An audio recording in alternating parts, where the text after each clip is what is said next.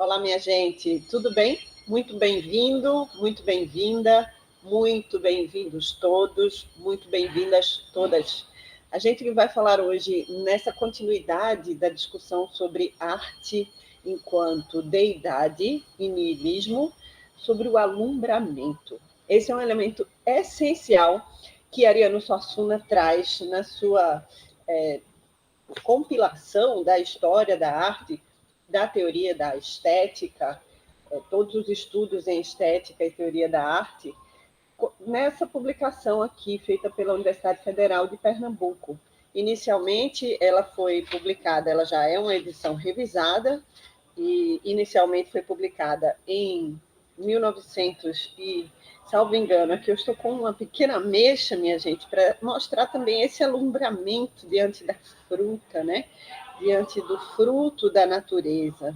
Então, essa é uma edição publicada pela Universidade Federal de Pernambuco em 1992, e Ariano Suassuna vai revisar, inclusive, né, essa compilação, e a Universidade Federal vai fazer novas publicações. Então, o que é o alumbramento? O que é esse impacto com o desejo, por exemplo, de morder uma fruta, de provar a fruta, o alumbramento de estar diante de uma literatura inquietante, como a introdução de Perto do Coração Selvagem, o relógio do pai fazia tingling, tic-tac, tic-tac, tic-tac, a máquina de escrever do pai, essa imagem revista de uma memória auditiva e que a escritora Clarice Lispector recupera na abertura do seu romance Perto do Coração Selvagem. O que é o alumbramento diante de alguma coisa da natureza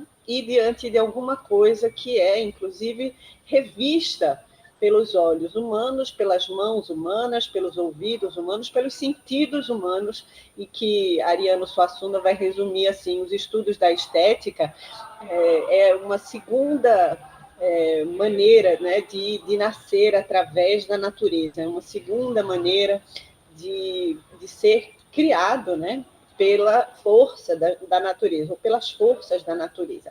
O que é interessante é que a gente falou sobre o Ernest Gombrich, ou Gombrich, recentemente, e o Gombrich falava exatamente que a arte é se afastar da natureza. E existem autores não que acreditam que é exatamente esse reencontro, essa reconexão, o vínculo renovado através da arte com a natureza, com as forças ancestrais, com essa organicidade da semen, ou semântica, né? Onde a palavra semen, que é a natureza em si mesma, né?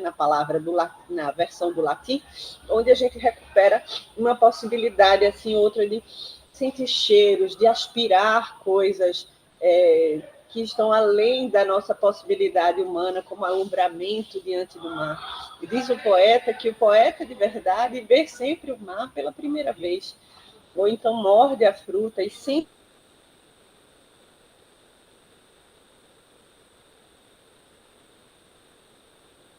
o cheiro da.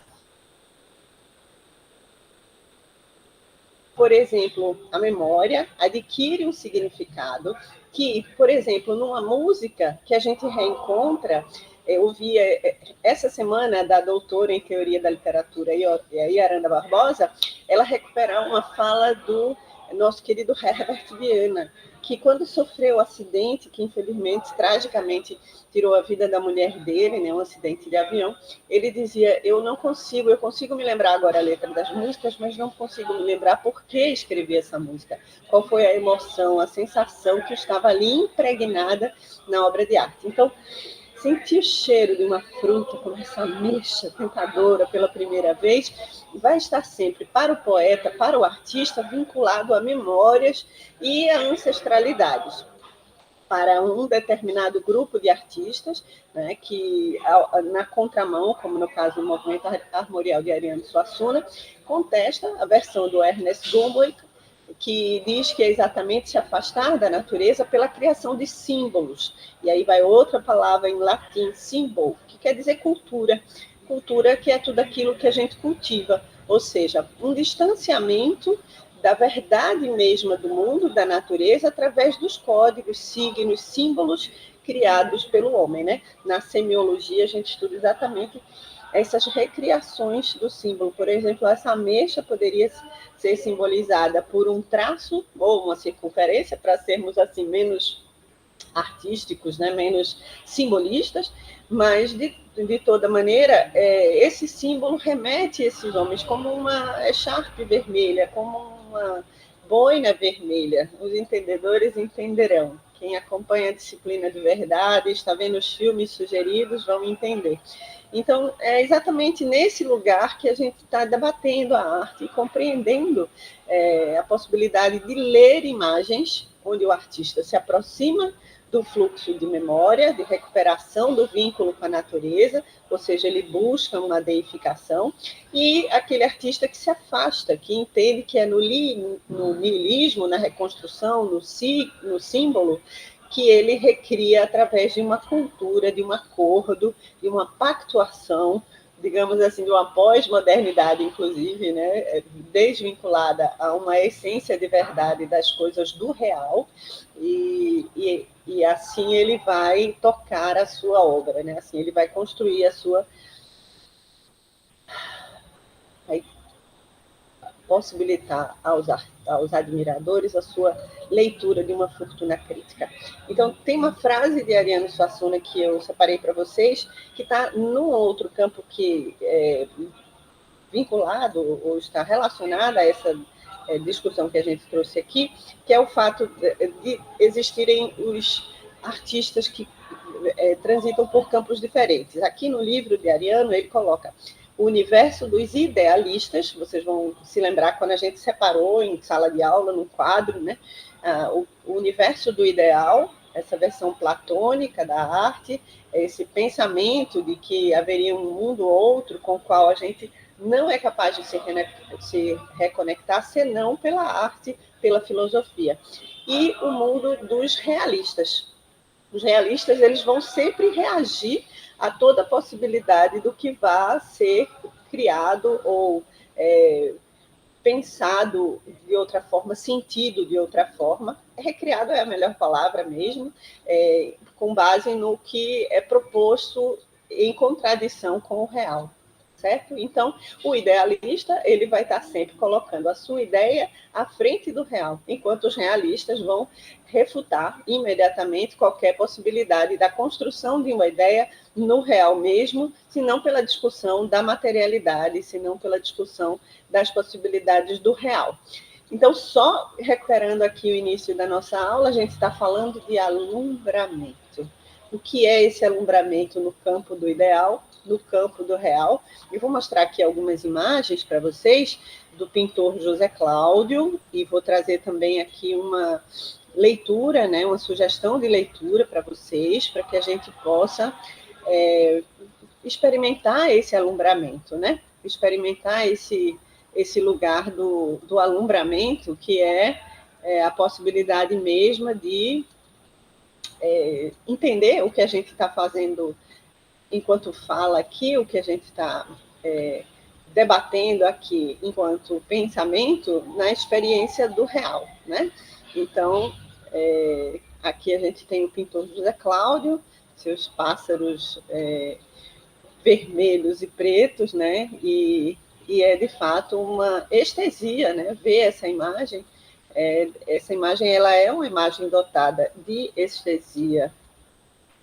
Vamos aqui, eu estou em conflito com o real e o imaginário aqui. Então, eu vou parar essa apresentação, vou parar também a minha interface de uma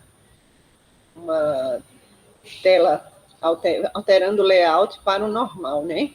Alterando essa possibilidade de vocês enxergarem aqui o lugar mesmo, tirando os efeitos visuais. Então, olhem, vejam só. Perdemos o efeito, vamos agora apresentar a tela onde aparece o pintor José Cláudio.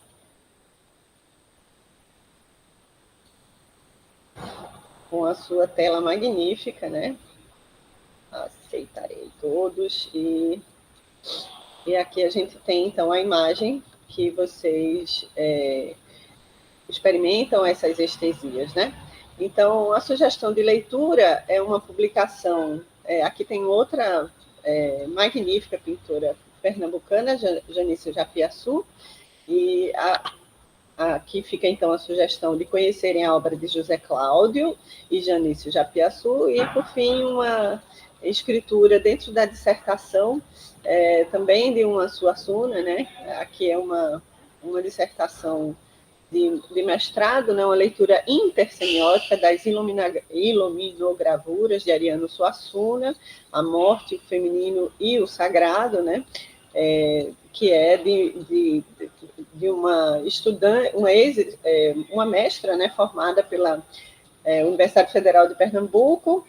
A dissertação foi apresentada ao PPG Letras, do qual eu faço parte, né, a orientação da professora Ermelinda Maria Ferreira e a autoria de Esther Suassuna Simões, A Morte, o Feminino e o Sagrado, uma leitura intersemiótica das iluminogravuras de Ariano Suassuna. Então, essa proposta, né, do alumbramento, da recuperação, a gente leu em sala de aula imagens de Romero Andrade Lima, que é um sobrinho de Ariano também, né, e ele faz uma recuperação desse divino.